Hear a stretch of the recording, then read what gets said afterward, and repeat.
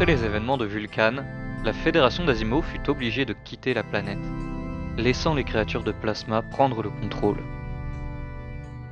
Les entités plasmoïdes commencèrent alors à mieux comprendre le fonctionnement de la vie et commencèrent à créer des êtres vivants.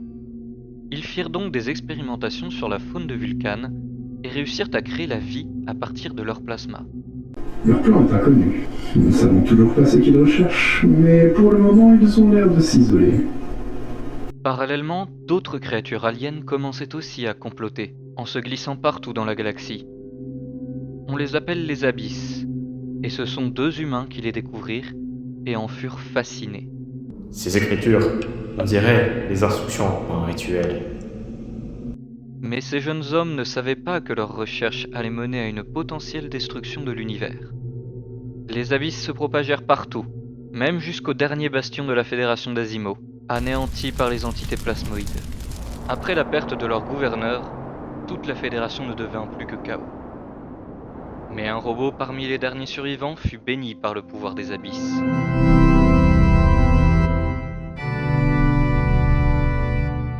Et c'est à ce moment que d'autres robots découvrirent le plan des Abysses et organisèrent une rébellion dans l'ombre poussée par une IA du nom d'Orbis. Mais pour combattre le prophète, ils auraient besoin d'aide et envoyèrent alors Orbis en chercher à travers l'espace.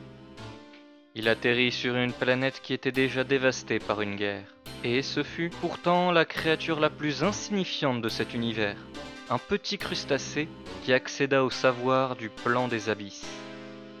Mais le temps qu'il rejoigne les rebelles, bien des choses s'étaient passées sur Clévos et Cryona. Nos jeunes scientifiques ont succombé au pouvoir de l'Abysse, jusqu'à devenir ceux qui mettront en œuvre le plan. Ils se rencontrèrent alors sur Cryona pour terminer le rituel qui scella à jamais le destin de l'univers.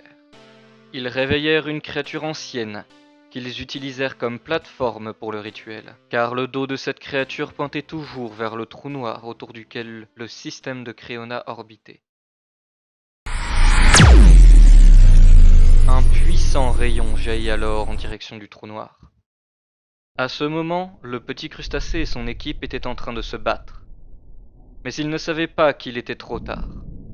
Les Abysses avaient gagné en puissance et étaient désormais assez fortes pour combattre n'importe quelle menace. Cependant, le plus grand danger maintenant ne provenait plus des Abysses, mais de ce que le trou noir avait libéré.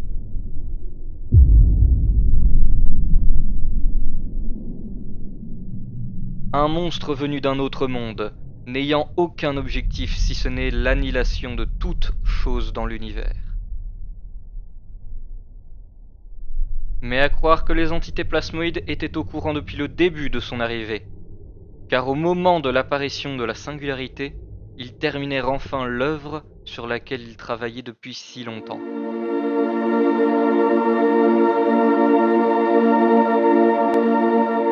Avec le secret de la vie découvert sur Vulcan, ils animèrent leur étoile mère pour la transformer en être plasmoïde, qui serait apte à combattre cette nouvelle menace.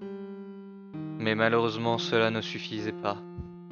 La singularité avait toujours le dessus, menaçant toutes les civilisations de l'anéantissement total. Un signal se répandit alors dans toute la galaxie, invitant les survivants à tenter l'ultime pari, faire le chemin inverse de la singularité pour lui échapper.